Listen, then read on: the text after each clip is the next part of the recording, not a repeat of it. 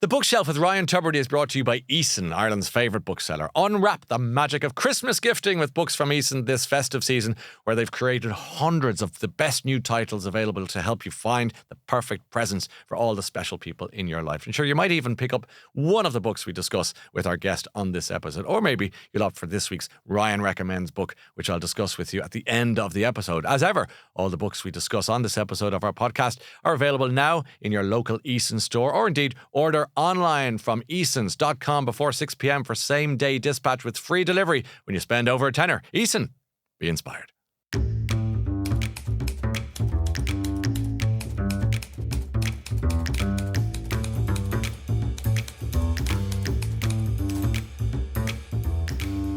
Today on The Bookshelf, we're joined by one of Ireland's most iconic footballers, the legendary Mr. Niall Quinn, known for his towering presence, and I mean that because of his height, obviously, on the pitch for Ireland, and his incredible career with clubs like Arsenal, Manchester City and Sunderland.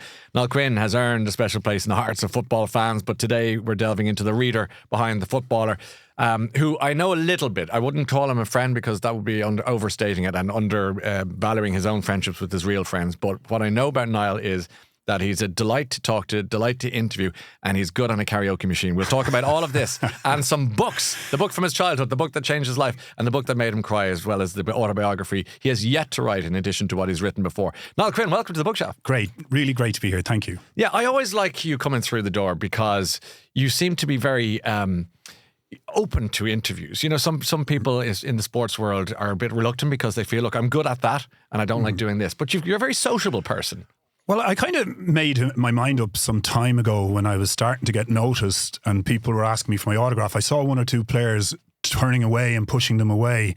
I thought, geez, I could never do that, because I can remember asking Mick O'Dwyer, Mick O'Connell and these players from Kerry on my holidays for their autograph, and Mick O'Dwyer was in under a car in his garage where he was a mechanic, and he wheeled out and washed his hands before he signed my book. Right. So that had a kind of an effect on me. When somebody then started asking me for my autograph, I couldn't possibly say no. Then others would say that I love it and I crave it. I don't, but I also think it's right just to kind of give people time. And even now, you know, at the airport there the other day, I come in and I think two different people came over to me to thank me for 1990, as if it was all down to me, you know, and to give those people a bit of time because I got so much out of it. Yes. And it's cost nothing to do it that way. We'll get to 1990 at some stage. That's Italia 90, of course, the big World Cup that arguably changed the country in different ways. I mean, there was a shapeshift in Ireland. I was a young fella at that stage, not that young, but we'll get there in a second. What I suppose I'd like to talk to you about, obviously, as we're talking about books today, and you're a reader, you're a writer, and you've got strong thoughts on Irish history, which I'm really excited to talk to you about later on as well. But let's go back to the boy, Niall Quinn, and the house, because your mum was a teacher, and you had, I presume, bookshelves around the place. Give us a sense of you under 10 or thereabouts. Not so much bookshelves, but what I can remember is long before I ever went to school, my mother had brought me through the Ladybird book series, and you were sort of going into school armed for where you were going because my mother was a teacher. And it got to the point where I can remember playing out in the street as a young kid and my mother calling me in because a visitor would come and she'd go read the paper for them. And I could read the paper before I went to school. So was she saying, look what he can do? Yes, exactly. And I could do it at Oscailga as well. Wow. Now, to this day, I could do the Nuacht tonight and you'd all think I was a Gaeilgeoir. I could read it perfectly, but I wouldn't really know what I was talking about at all. And that kind of has followed me through my life in lots of things. Yeah. I don't know, it was a laziness or whatever, but I could read, I could do TV and interviews quite easily when I started doing that, and I found that easy. I never did an ounce of study for any of the football work that I did. I just spoke, and I sometimes overspoke. Brings me to the point now of, worrying about what people think, you know, which can be a problem. And the first time I ever did a game over in the UK for Sky, I was going through a bad time. I'd finished football and, you know, it was kind of like a death in the family in many ways. I'd gone very sour over it. And eventually I got there to go and do a game. I didn't really want to do it, but Gillian kicked me out. And I went and did the game and flew home the next morning. I think it was in Leicester City's ground, East Midlands Airport. There was no flight after the game. I had to wait till the next morning. And she collected me and she gave me a big hug and said, "You did brilliant, but don't read Twitter." So that was the lesson I learned later on in my career. But when I was younger and I could do all this reading and my mother wanted me to show off to the parish priest or whoever had come in, Yes. I was great to do it. But it did not mean I had anything other than just an ability to read. And who was in the house growing up? My father was, he worked in Boland's Bakery. He was a great GAA man. He hurled for Tipperary. He hurled a bit for Dublin as well. Fogg's club in Dublin was his whole life. He lived for it. He dragged me along to every hurling match that was ever played that he could get to. And it was only when I sort of reached 7, 8 years of age that the ban had been lifted where it was actually okay to play soccer, football. Yeah. Just as an explainer, of course, that was a garrison game. It was considered a very British thing to do, therefore not welcome in Ireland. And that ban, as you say, was lifted. And suddenly you could kick a ball around. You could, the place. Rule 27. The GAA brought it in 100 years earlier, and it was policed at each club, and if you were even seen at a game, you weren't allowed to be a member of the GAA. And famously, many years later, Douglas Hyde, our president, was expelled from the GAA for life for attending an Irish soccer match. Amazing. Yeah, so that's how different it was. But my father and mother, she was from Tipperary as well, and they were steeped in hurling on both sides of the family. We were living up in Perrystown, which is a part of Crumlin, always will be, regardless of what the people selling properties up there think. The last time I read, it was a hidden oasis in the leafy suburbs. Actually, no, it's not. It's Crumlin. And we loved it. But Perrystown was a great upbringing. We all played in the street. Yeah. We played every sport. Love that. But primarily, I was, playing hurling when I was 7 years of age. I was in the under-12 team, and my father was on the sideline. Get stuck in, to please my father, I'd have to get stuck into 11, 12-year-olds. And so I was tall as well. Yes. So I had this, so I suppose, upbringing around sport. Did you want to play? I wanted to play everything. I joined the table tennis club. I joined the pitch and puck club. And then eventually I played football that I ended up making a career out of, but not in the way that most people would. Like, I had to hide it a little bit from my dad. My mother was great about it, and we were just afraid he wouldn't approve. As a GAA man. As a staunch GAA man. And hurling, truthfully, he was in the pub going to the toilet one night. There was in our pub where we used to be, the Laurels, where all the families used to go then. There was a culchie corner where all the culchies from the drank, countryside, all the countryside, and all of the Dublin people drank at one end. And somehow or another, they mixed up. They didn't mix up, but my dad was in the toilet, and a man said to him, "Your son had a great match for Manortown, the soccer team, this morning." And he went, "No, not my son. You've got him mixed up." And he went, "I haven't. He played well." So he came home, and when I heard you were playing soccer, I was, "Oh my God, this is it now." And he went, "Fair play. I heard you did well." I was like, whew. Wow. Yeah, so he was great about it. And now he would never go to the matches. My mother would be the one that would come to the matches. But if I was playing hurling or Gaelic football, he was there all the time. And he wouldn't go to the soccer matches because it was, again, back to that. The rule had been lifted a couple of years earlier. Yeah, and he was old school. He was old school. Yeah. But at the same time, so he came to my third game ever, so way back for Arsenal. And he hadn't seen my first and second one because I got in the team so quickly. In those days, it wasn't easy. You didn't jump on a flight, etc. So he came over for my third game, and so I suppose I brought him down to the players' lounge before the game. There was a lovely woman there. I asked, "Look after him now. I'll come in after the match," and she did. She looked after him, and he probably had a couple of pints or whatever. But when I came running down after the game, we played Spurs the same day. It was my third ever game, and I went in. I was so chuffed to see him, and I went, "Well, what did you think?" And he went, 90 minutes of the Angelus. Wow. So that was his he was bored. persona. He was bored. He was like hearing a bell ringing repeatedly in his head. And even though his son was wearing that jersey that so many boys around the UK and some in Ireland wanted to wear, he was just saying, "It's not my bag." It is, but at the same time, he was. You could tell he was proud. Old-fashioned man-to-man, not like the way we are today, the way we hug and do all sorts to show our affection. He was a private man that way, but I know he was pretty made up with it all. And another story of similar vein, the first time he came to Lansdowne Road to watch me, which would have been a year or so later, and it was an evening fixture. It was a lovely summer's evening. And I met him afterwards, and he went, all I could hear was the bell ringing for the dogs in Shelbourne Park, where he normally would be, when the race was about to start. He was distracted by that. He was distracted by that. But okay, so if we go back to young you, like I say, you've got your mum was a teacher, your dad, as you describe, brothers and sisters. I had 3 sisters, all older than me, and great people. Inexplicably, all got married, had children, and moved to Tipperary, where my mother and father were from. Isn't that so? Yeah, I was the first to leave home at about 16, and then by the time I was coming home in my mid-20s, they were all gone. They were all living down Tipperary. So why don't we go to the book from your childhood then, and give us a sense of what what have you picked, and let's see how you got there. The only thing, I don't remember much about reading comic books or magazines or anything like that. But I do remember I got fixated as a young lad because I could read, and I was showing off in many ways. I read John Mitchell's The Jail Journal. Tell everyone who John Mitchell was. Well, John Mitchell was a United Irishman, and he did his bit for the cause.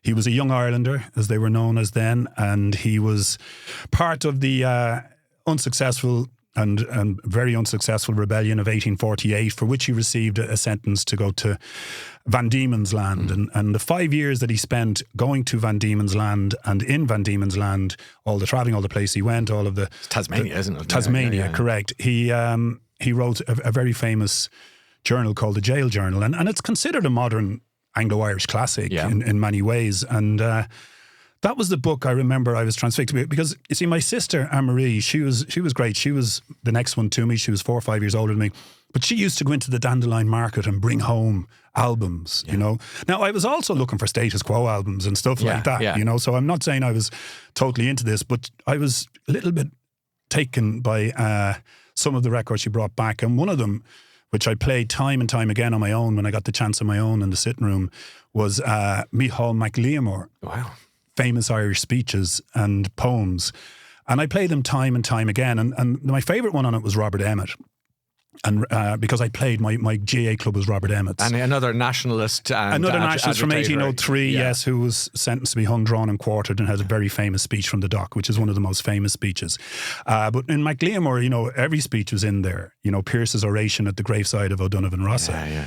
So I was brought up with that. Wow, that is intriguing, because the speeches are so important to the tapestry of our country's past, but also to have them intoned by, and Micheál was absolutely slightly over the top, I presume. It was amazing, and still is to this day. And when I, it was funny, just for old time's sake, to make sure I wasn't, going a bit senile, I looked for it to see, am I right about this? Did he do this? And I found it on Spotify. Did you? And I had it in the car, and Gillian's going, no, we've enough of this. I'm going to listen to that. Yeah, so you'll find it, Micheál Mac Liammóir, 1959 that album was from. Let's go back to the diaries. What was it? How old were you, do you think, roughly? I was probably heading towards 12? Secondary school. 13. Yeah. That's a good age for history, because you're you're sentient, in a way that you mightn't have before. It's going in now, isn't it? 12, and 13. I went into secondary school, and then I was dismayed, because what I found history to be was learn enough names and enough dates and you'll get your exam.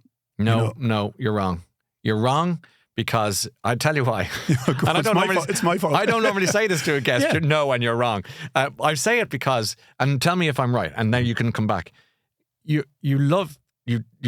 I say to kids, you love history, you just haven't met the right teacher yet. Well, that's a great point. Now, okay, that's why I'm saying it. So, in other words, in the wrong hands, history withers on the vine for kids. In the right hands, history comes alive, and they've got a gift for life. That's my passion. You've actually made me realise that's so true. I didn't stop to think of it that way. And I suppose the teacher that enlightened me at that time was a man called Mr. Diggin. He was my English teacher, but he spoke like Micheál Mac Liammóir. Right, okay, so this is the teacher. There's always a cracking teacher. He was yours. Mr. Diggin from Kerry, and he spoke as if he was doing a Shakespeare play. He was just a great man. And he had us all thinking we could do Shakespeare, and we could do all that. But I'll always remember he's saying, if you really want to read, great prose, how English should be written, and dream as it's written, he put us towards cowboy novels at the time. Zane Grey, Louis L'Amour. And for some reason, I went and bought these books, He had such an influence over. Now, he wasn't history. And at the time, I can remember reading those cowboy books, dreaming that I was almost a cowboy and that anything was possible. I got a rude awakening years later, and we'll come to that when you come to the book that made me cry. But and I had this love for history and English because of Mr. Diggin. And I then said, when I go to England, if I'm allowed to go to England, my mother didn't want me to go, wanted me to complete my education. Naturally, Arsenal said, if you don't go now, there's no place for you. And so I promised that I would do A-levels in history that I loved, even though I hadn't had that great experience with it in secondary school, and English. So you had made a commitment to finish it academically in the UK. In the United Kingdom, yes. Now, tell me about that kitchen table conversation about Arsenal saying, we want you. And you've got your mum and dad, you've told us about your dad's thoughts on this Garrison game. And your mum's a teacher. Yeah. And who came? Well, I don't want to get too much into the weeds I here. Suppose, I'd go back even further, right? So when it came to secondary school, the college to go to in our area at that time was Temple Oak. If you got into Temple Oak, you were the bee's knees. And I went and did the exam and gave all the wrong answers and failed it on purpose because they only played rugby. They didn't play soccer. They didn't play Gaelic football. Wow. They didn't play hurling. And when it was found out that I'd failed the exam, the principal of our school, Mr. Barrett, rang my mother and went, I'm getting in the car now to go down and show those people they know nothing about exams. There's no way your son could have failed. And I had to own up then to sabotaging my exam. And I wanted to go to a college where all my friends were going playing football, Greenhills College, known as the Comp. And in the end, I did a deal with my mother that I would go to Drimna Castle. And the beauty and the draw of Drimna Castle was Kevin Moran went there, a great player who I later became a teammate. Yeah. Jerry Ryan was another great footballer, Pat Byrne, who were all playing in England at the time. Eamon Coughlin, who was one of the greatest athletes in the world right then. So much sport there. I went, okay, that's the place for me. And from then on, I mean, as I said to you earlier, I was tall. I was in first year playing in the under-16 team. I was out of class all the time on all sports, hurling, Gaelic and soccer. And in second year, I was playing under-18, under-16, under-14. So I hardly, the school work just disintegrated. I still kept up a graw for Irish history, more in my head, more so than going off and reading lots of books. But going back to the kitchen and Arsenal saying it has to be now, we can't wait another year, we got to develop you. My mother wanted me to complete my education, so there was a deal done. Arsenal and I got our way. I was able to go over there. I had agreed that I would do A-levels in English and history. And the other bit of it was I had to go and live with my auntie and uncle. I wasn't allowed to go and live in the You had digs. a Good Friday peace agreement signed between all parties. Yes. That it was, structured. And I let it all down. Go on. I went to college a little bit, and my teacher was Kate Hoey. So who went on to be a minister for Tony Blair. Yes. Yeah, I remember that now. And Kate, it was fine. And then with training and everything else, I was up in London University and just how hard it all was for me in those days, because it was a whole shock to me training 6 days a week, doing duties. We used to have to do all the duties, being at 8:15 in the morning, wasn't getting home at 5 in the evening. I lived, an hour and a half from where I had to be because my mother insisted, thankfully now looking back, that I stayed with my auntie and uncle in Twickenham, which is nowhere near Arsenal. So the easiest thing was to drop the education and tell nobody, which is kind of what I did. And so I put it on the long finger until the pandemic. What? Yeah, I know, not good.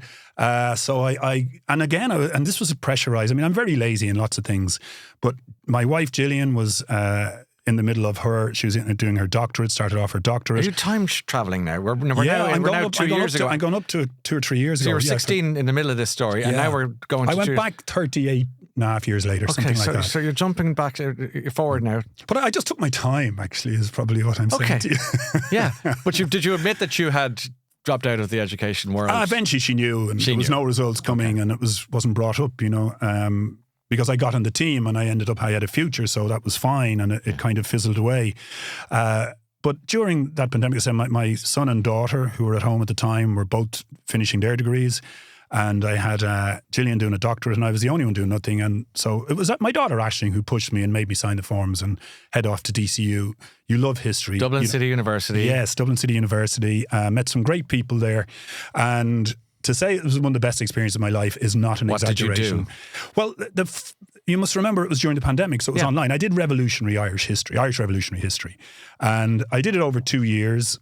the first year we had to do about 7 modules in various aspects of that history. Brilliant. And the final year was, the big year was a thesis on something or someone. And you chose? I chose Oscar Traynor, who was a great soccer man. He was a great football man long before he was a great rebel, a military leader, and then he became a politician of high renown, Minister of Defence during the war. Everybody thinks De Valera kept us out of the war on his own, kept us neutral. Traynor was hugely responsible. Of course, it wasn't the war at all, was it? It was the emergency. The emergency, we didn't yes, have a war of course. here. Yeah. Sorry, as you were saying, yes. You're dead right. and so rediscovering all this again and seeing that there's more than just dates and names, and that these people have character. Great. And understanding more about the time. We all knew about 1916 and... Go back to your mum and dad and their end of days, and tell us a bit about Well, my that. mother's still alive. She's 94. And, I still meet people who come up and say to me, your mother was my favourite teacher. How is she? She's still alive. What a lovely compliment. And I go back and tell my mother, I take their names. And my mother goes, oh, I remember her well. The last person who said it to me, I said, give me your name. And I take the name down on my phone. And I was down and I went and I kind of texted the name and she went, oh, yes, I remember the whole family. They were great singers. But she's 94? 94, and smart as a tack. Like she has the crosswords done. Her granddaughter brings the newspapers in before any of us are out of bed up in this part of the country, and she'll have the Times and the Independent crossword done before we have breakfast. And I see, great woman. See where it comes from. Like, what a remarkable lady. And your father? My father passed away 8 years ago. He had a stroke, but he lived life to the full. He, as I said earlier, he went to the Dogs most nights of the week. He went horse racing. He went to every important GAA match. He travelled. They had a great love for each other. She was delighted to see him out, doing this. She I suppose, was happy that she had a house and home. She had a loving husband, even though his sort of idea of a great marriage was, there's enough money, I'll be having a few pints, I'll see you later. My mother welcomed that, and I know whether it was old Irish stuff or what have you, but he brought us everywhere. Like I can remember him bringing us to Clare for club hurling matches. Right. No motorways in them days. In the back of the Volkswagen Beetle, and he'd pick some young one or some young fella up, out by Newlands, where everyone used to come to go home for weekends and stuff in those days. So look, he was great fun. And in terms of the book that made you cry, I want to ask you about that and what book you've chosen and how emotional do you get? Well, yeah, I suppose the book that stopped me in my tracks. Now, I'd like to also throw in a book that made me laugh, just to balance things up. But the book that really got to me was by Dee Brown, Bury My Heart on Wounded Knee. Yeah. At Wounded Knee. Well, tell us all about that. Well, it was something that I just saw. I thought, I have an interest in Western themes. Yeah. And before long, it hit me like a ton of bricks. It's dark. It's very dark. And effectively, what it's saying is... the Manifest Destiny, the Destiny Manifest as it was called, that the American government had to suppress the Indians, was effectively the notebook that Adolf Hitler took to do what he did in displacing all of the pure genocide. And to have been brought up on, watching cowboy films and having heroes like Clint Eastwood, to suddenly understand that, hey, I never stopped to think about them. This is incredible. And the millions that were displaced and the treatment that Native Americans got, and to find out about it in such stark circumstances was quite incredible. And just, it was the book that stopped me in my tracks. Do you remember how you came across that particular? I saw it at an airport. I used to do a lot of travelling those days. I saw it at an airport and thought, that'll be something about, I don't know enough about that side of America, but what I wasn't ready for was the harrowing detail of how, women and children, as well as all the men, were slaughtered. Savagery. And in the name of the great United States of America. Yeah. And that was the one. And now I still have my love for Westerns, for countries, but that was the one that made me stop and when we look at where we are today and the trouble we see today, it's not too removed, Where are you on ego? Do you have a big one or a small one or any ego at all? You don't strike me as being very egotistical. I don't think I have, but some people might think I have. The reason I ask is that because when you became such a massive star in Ireland and the UK with your sporting prowess and the jerseys you were wearing, you got a lot of attention and you got a lot of... I suppose people just wanted to know you and hang out with you. Most of it positive, I have to say. How are you with all that adulation and attention? Well, I suppose in the early days at Arsenal, I hung around with Tony Adams, Paul Merson, good few of the guys, and we had a bit of a drinking culture, there's no doubt about that. I'm not going to lie about that. But I think the thing that saved me was, when we'd go for a drink, it'd be great fun, and then the lads would go, hey, we're going to such a nightclub, and I'd slip away and I'd be up at the Gresham Ballroom to see Big Tom, and there was no paparazzi up there, there was no trouble, there was no, I suppose, danger, you know, and I stayed away from danger. I was, socially, I was really good. I could drink as well because I was tall, I could control my drink, but I also, I drank bitter, which is the lightest drink you can drink. So for training the next day, I was always fine. Do that on purpose? Oh yeah. And then I got a taste for it, and that was my go-to drink, which meant tomorrow was going to be a good day. And I suppose, looking back now, not going to the nightclubs was a big help, you know, and because, well, I just think any of the players got into trouble at nightclubs. You know, it went from there. You know, you're kind of going into a different league when you start going into nightclubs, particularly up in London. You know, guys were going to Tramp or what have you. You know, and we're going to see Spandau Ballet first, and we've got tickets. I'm going to go, no, Joe Dolan is on in the National, lads. You know, I'd love to go, but I'll see us tomorrow. And so I stepped away. I kind of was good at spotting danger like that. Now, I would go and see Joe Dolan. I used to go to a place called the Thatch in Highbury, and it was just a haven for all of the Irish artists like that, the show bands and the country stars. They'd get an extra show there after their show because the Thatch would come on at midnight. Okay. So they might be in some big event 10 o'clock till 12, and from 12 onwards then they'd come and visit there. They'd get a double for their money on the night, and I was one of the privileged people who would get in. It wasn't a huge venue. And but you minded yourself. Times. You minded yourself. I minded myself, yeah. I never missed training. Now, I mightn't have been great in training, but I never missed training. Yeah. It's something that you're saying a lot in this chat is you've kind of scolded yourself by saying you're lazy. Yeah. Well, were you told that, or are you just telling yourself that? You kind of realise it after a long time, you know. I told you earlier I was able to read the paper before I went to school, but what good did that do me, you know? And did I maybe spend too much time, 20 years as a footballer, and then I spent about 6 years in the administrative side of football, and then I spent another 6-8 years doing TV on football. And I'm probably looking at it now saying that was too much. If I was back again, I would change things. I would get the education. We'd all change things, of course. But I feel at least it did come, you know, to do the masters, and to get that was you know, it was a turning point for me in my own sort of vision of myself and what I think of myself. The country kind of turned on a coin in some ways with Italia 90, and I'm not going to go into all of it again because I think that you're asked that 5 bazillion times a year. Otherwise, other than to say, if people don't know what it is, look it up. It was how would I describe it? I was in 5th year in school, I think, and it was like Kansas became Oz. The colour arrived. Ireland qualified for the World Cup. Jack Charlton was the manager, and all these men, these footballers, soccer players, for people like me who didn't really know a lot about them before, they became household names. Yeah. I mean, it was just extraordinary. Let's do a quick look at, helicopter look at that now. Here you are as, what age are you now? I'm 58. 58. So here is a 58-year-old man looking back at a very young version of you, watching the country come alive, the Irish flags on the side of the street after the matches, the horns beeping. What are you thinking? Incredible time, but of course we were locked up in a hotel for 5 weeks, so I wasn't out in O'Connell Street waving the flags. I suppose so. We have to go to the aftermath. You have to go to the aftermath then. But you know, the bit I do know is that the guy with the long beard who used to be with U2, can't think of his name now, but he was a big friend of ours. He was the technician with U2, and he was sending videos out. I think he's still there. He probably is. His name is Jerry or something from Cork. Yeah. And he was sending videos out. So even though it was a couple of days after the events, we were seeing what was happening in O'Connell Street. We were seeing what was happening at Walkinstown Roundabout. What were you thinking when you were looking at this? Actually, the hairs are going up my arms now thinking about it. It was an incredible time.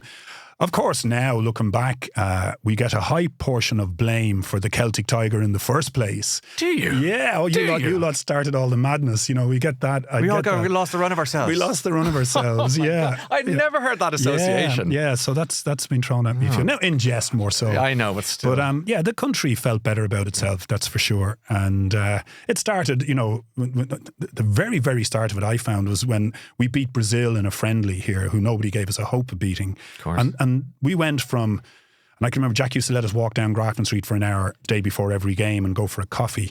And at the start, taxi drivers would be blasting the horn going, yes, are useless, you know? Yeah. And then we beat Brazil and they were sticking the hand out the window and the thumb was up. And that was the start of it. Yeah. And then Ray Houghton scored against England in 88. Yeah. We got there because of a Scottish guy scoring a goal in the last minute against Bulgaria. We had luck. And then 1990 came and I managed to score a goal against the Dutch myself. Actually, I ran into Ruud Hullet last week. Did you? And I was with a couple of people and this fellow won't even remember me. And he came over and gave me a big hug. No. So I was kind of chuffed, you know. Yeah, he was, of course, very, very famous. Was he the famous captain Dutch of player. He was the captain of the Dutch team. He was World Player of the Year. Yeah, remarkable. Okay, and that, as you say, changed everything. And then the Celtic Tiger, the country fell apart, and it's your fault. So we've established that, which is good to know. I didn't make that connection, but it's good to know.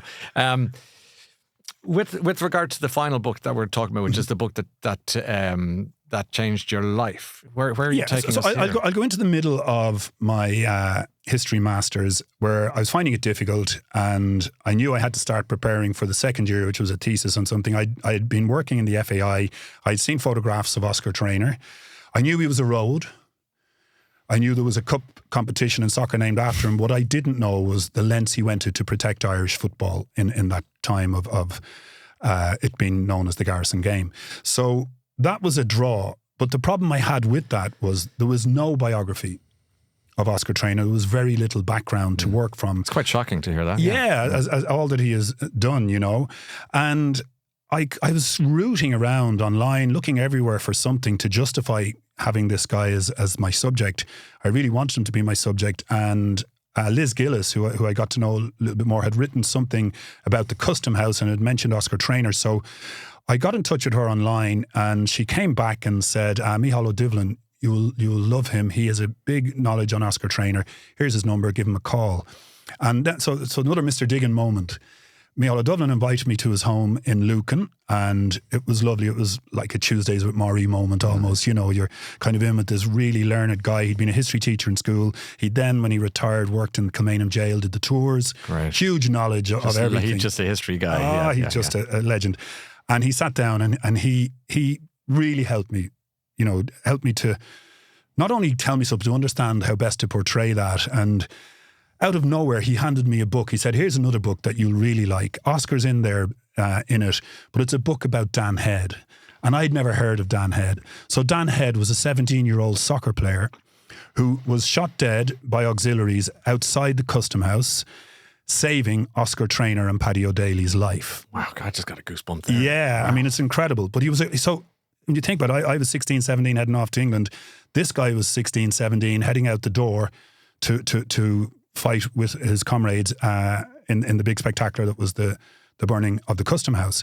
But he saw Traynor and O'Daly in trouble and he ran out on the street because a lorry load, a convoy of two trucks came of British auxiliaries. He only saw one. He put a grenade in the first one and from the second one he was shot, and when his body was finally found in the mortuary he had 27 bullet wounds. He'd won a Leinster Cup the Sunday before, playing for Fairview Celtic, and he was destined to be a great player. Good Lord. Kevin Barry died around a similar time. Also 17. Correct. Yeah. He played rugby and we sing songs about him, and nobody knew Dan Head. No. The only reference I could find for Dan Head was Brendan Behan mentions him in Borstal Boy. He gets a reference gets a reference there. And I suppose this is where it really came home to me. He gave me this book, The Boy in the Picture, because his dead body is on the street with blood pouring from the body, and it's a famous black and white photograph. And Michael McKee, who would have been a nephew had Dan stayed and lived all his time, he obviously never met his uncle, but he got stuff from the family and wrote this small book. And it's an incredible book, really, because it tells of the heartache of the Head family after the event as much as before the event, because the mum and dad split up. The Free State government would not give them pensions because he was anti-treaty when in their eyes, even though that hadn't come about yet. That would come a year later. And then eventually when Traynor got into government and De Valera got into government, she still didn't get her pension. He didn't get his pension. She had to pretend she was still married even though they'd split up. And when the kids came to see her, she had to pretend they had to pretend she was their auntie. This was the Ireland we were looking at that time. And Oscar Traynor, although Dan had saved his life, he's written to the department begging for this pension on their behalf. Now, he's a minister and couldn't make it work. So such was the power still in play in the department at that time. But lo and behold, she got a job as a cleaner in Leinster House. And that was that's what they got as a family out of Dan Head dying such a young death. And what really shook me was I came to a page in the book where his youngest sister describes Dan leaving the kitchen, to go on duty that day. And she said he just finished and put down a book. He said it was a great book, and it was The Light of the Western Stars by Zane Grey, who Mr. Diggin had told me to read. So that was a moment when I went, this history is just amazing. And that was the moment when I said, I don't care. I'm going to find out more about Oscar Traynor, but Dan Head is going to get prominent. What a link. Amazing link. And, the Dan Head story is one of them unbelievable, brilliant stories that's not out there. And for me, it was the most poignant story of all for me because of the soccer link. History is that interesting that God only knows how many Dan Heads there are in the shadows who've not had a shred of light being shone on their faces. Let's keep going for a moment. There are a few bits. Jack Charlton memories. Father figure. Is it right? The real deal. Funny man, but dead serious when he had to be. Yeah, and still something about his tactics that I can't. I can't wax lyrical. I still have this vision in my head of him telling Liam Brady in training to hump the ball in the corner. We've let the grass go long down there and it'll stop for the lads to run onto, and Liam is winning Serie A's in Italy. So that's the bit I can't really say. It was on the ball, off the ball, we were brilliant. Why father figure? Just he well, and isn't it strange? He called me Noel for the first 6 years, He did. And then obviously I got a bit better. I think he kind of started remembering my name. But he just had a way about him, and you were either a believer or you weren't. And of course, he loved a 6'4" centre forward. Yeah. No matter who you were, Cascarino, myself, Frank Sapin, whoever.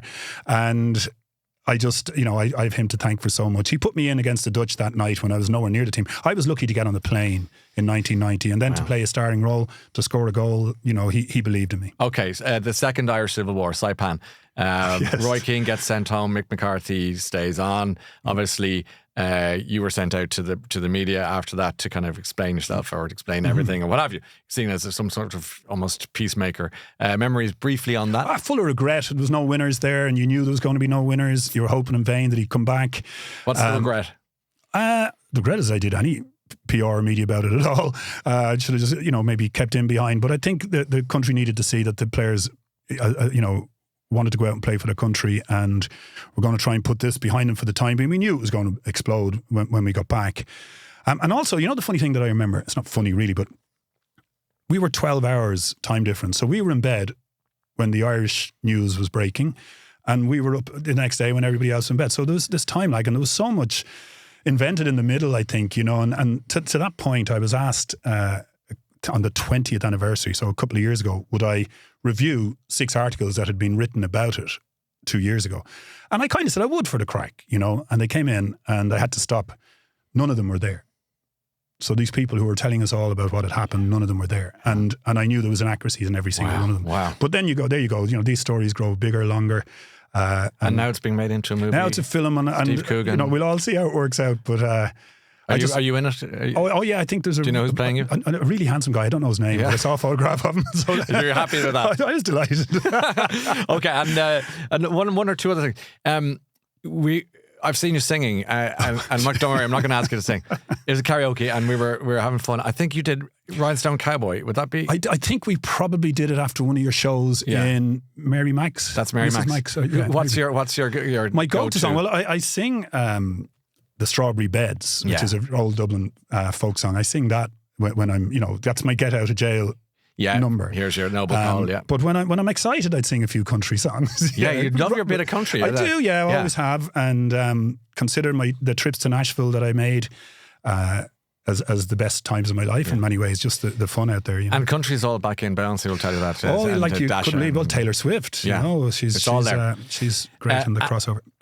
You sang in the pub where that awful massacre was. Oh, the Loughin Island. Loughin Island. Yeah. Remind us, how many people were killed in that pub? So there were 6 people shot dead in the pub watching the Ireland-Italy game in New York in World Cup 94. When the news filtered through into New York around the team, it just knocked the living daylights out of the victory that had just been achieved over Italy in the World Cup.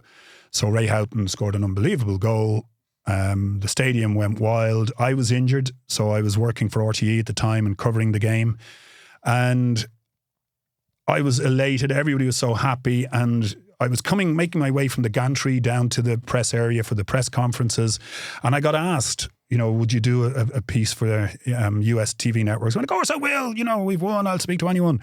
And I come on, and the question the interviewer said to me is, now that you've heard the news, how do you feel about the atrocity that happened today? And I hadn't heard.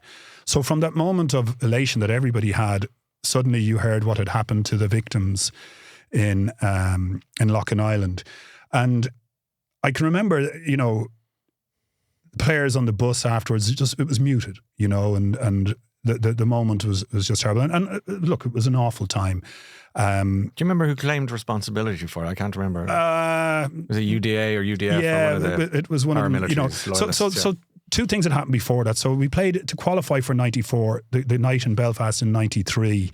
That game was put in serious doubt because of atrocities that had happened on both sides. There was the bomb in the fish and chip shop on the Shankill Road. Yeah. And then you had the other trick or treat. Yeah. Where God, you're really reminding me of just how horrible it was.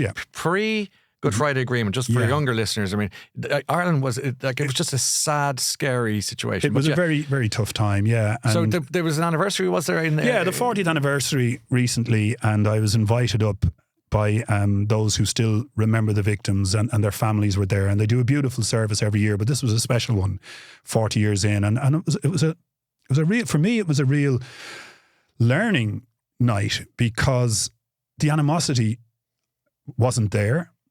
They had found forgiveness as a real rural parish. Now, when I tell you, there's the pub, and there's a few houses.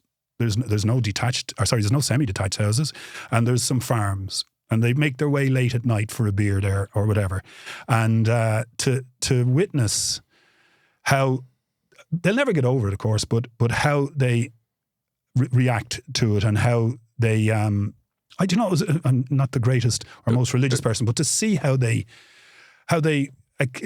accepted it without looking for retribution. Okay. And it was another great experience that I had. People might think, oh, you score a goal, must be the great thing. But seeing that community and seeing how they, got over that, and how they still reflect on it, and how they wrap that all with forgiveness. And you sang a song that night, did you? I said, I'm not being smart. Okay, so I'll be very honest with you. I said I'd stay for an hour. I had to go down to play in a golf tournament the next morning down in Sea Point, and they'd put me up in a hotel beside the golf tournament. It was the Irish Legend Masters or something. I don't know what it was. So I said to them, I'll stay for an hour and I'll drive down. Cut a long story short, the video you saw me singing was at 3 a.m. Yeah. So I couldn't go home. It was that kind of night. Yeah, you got caught up in it. And I got up the next day, and Decky and his family put me up for the night. And I woke up at about 8:30, and there was 2 little kids staring at me at the end of the bed, but lovely, and I had to get up, and they went and brought me to my car, and I had some breakfast. They gave me a lovely breakfast, the family, and I headed down, and so I have to play in this golf thing with Ian Woosnam, one of the great golfers of all time. And I had to pull into Castle Bellingham Services. I was like a trucker. I didn't have me wash inside in the Castle Bellingham Services. Came out anyway of that, went to the golf, apologised to a couple of people, said, look, I'm not going to be much good today. And something happened. I won the golf. Wow. So there you go. It's a mad story. There's a lot to be said. But the experience of being up in Loughin Island and witnessing that community was just second to none. What I just reflecting as you're talking about that was that so many of the team that made us proud in the World Cups were Irish men with English accents. Yeah. And now somebody who spends a lot of my life in the UK, I see these great Irish musicians. Sorry, I should say they have English accents. Second generation, but their mums and dads are all from but they play more than I will ever be able to play, or they're more Irish than most of us. But the point I'm making is what a sad situation, because there was good vibes between our countries at that point. Yeah, and looking back, I had put down here that we might talk about a book that made me laugh, and I know we're running out of time. It's okay, but that was written by an Englishman, Tony Hawks, around Ireland with a fridge. Yeah, you love that story. Well, Terry Phelan handed me the book in Dublin Airport. We were after playing a match the night before, and he went, I'll do his Manchester accent, Quinny, You'll laugh out loud at this, pal. And I went, I don't think so. Ahead of me, I was after being out, maybe at Bad Bob's or somewhere. And he went, just read it, pal. Well, in the end, I had to apologise to everybody around me on the plane. I was in shrieks of laughter the whole flight. He literally went around Ireland with a fridge. Yeah. And it's written beautifully. And it's a book that, to end on something happy. No, I'm glad, but we do have one last question, which is your autobiography. And while you have written about your story before, we're now at 58, now with that lovely, you've achieved that. I think that academic achievement to me sounds as important to you as any jersey-wearing moment on a pitch, but that's between you and your soul. Tell me about the name of the autobiography at this point of your life that you would like to write. Well, I wouldn't like to. I kind of once bitten, twice shy in terms of doing a book, and why I'm saying that is I agreed through my solicitor, Michael Kennedy, who had power of attorney, to sign a book deal while I was out preparing for the World Cup in 2002, the infamous Saipan World Cup, which was just beforehand. And I got stage fright. I decided, no, I didn't want to do it. And Michael was insistent, because I'd given my testimonial away to charity, that I was finishing. You need a lump sum. I'm getting you this deal. And he got me a fantastic deal. I don't mind telling you how much it was. He got me $250,000 to write a book, and it had to make a certain amount of copies sold. And they wanted an English journalist to help me because there wasn't a lot of time. Michael signed for me. The English journalist, I think I spent an afternoon with him. He sent me something that night, and the first sentence had "to be sure on it." And that was, to me, oh my God. I've got your title, to be sure, by Niall Quinn. Yeah, exactly. So I tried to back out. But the problem was the publishing company had given the literary agent, who the deal was done with, had given him the money, and they were going to sue me if I didn't get it. So there was a bit of time. So I needed the book done quickly, and the book was done in 16 days. I just wanted to get it over and done with. Now, it sold 5 times more than it needed to. It won 2 awards, and the William Hill Sportsbook Award, which Ireland won this week, Conor Niall in the tennis book. He won. Oh, congratulations. So fair play to him. I'm going to have that for Christmas. I hope the kids are listening. Yeah. So the William Hill Sports, which is the big one to win, we went to the lunch, and there was, I think, 10 on the judging panel, and it was 5-5. And the casting vote went to John Inverdale, famous BBC, because I had to go with one person in my book, John Inverdale. So I often say, be careful. You never know if you say something bad about someone. You might have the casting vote in your life. And he gave it to a South African cricket book. Oh, amazing. Yeah, but there you go. That's funny. So once bitten, twice shy. So no name.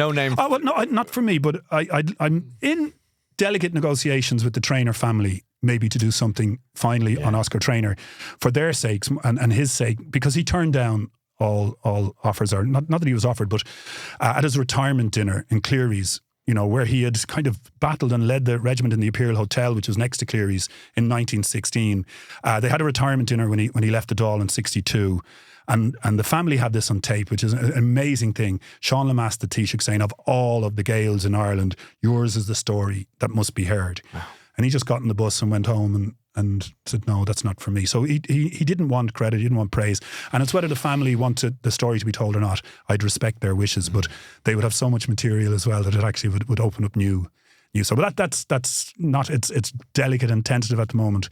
Gosh, what a twist in the road, though. Yeah, and we won't be getting the type of money I got 20 years ago. No, that's Niall Quinn. I was not Noel, obviously. I always like talking to you, but I love that we've had this time and the time to breathe your interview. You're a lovely fella. I love your family. I love your success, your happiness. Thank you. And I love that life's been good to you, and long may that continue. Thanks for being with us today. Thanks for having me. I like it. It brought something out of me that I would never been able to speak about. So thanks.